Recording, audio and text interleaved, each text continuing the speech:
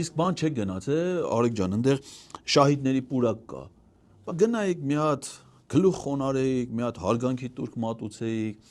բոլոր 3 պատերազմներում զոհված ադրբեջանցիների հիշատակին, մի հատ նստեիք դրանից հետո էլ այդ այն Ռամիլ Սաֆարովի հետ, մի հատ թե խմեիք, մի հատ զրուցեիք, վերջը սովորական մարդ չի, այդ հավատանը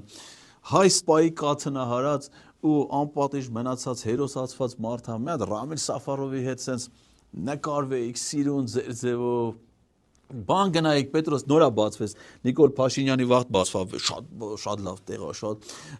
այ արեք չգնացի նկար թե գնացել եք ուղղակի չես ուզում այն ռազմավարի պուրակ հայկական ներկայությունն է էլի Բաքվում հայկական ներկայություն կա արդեն այդ Շուշիի տանկն են տարե այնտեղ դրե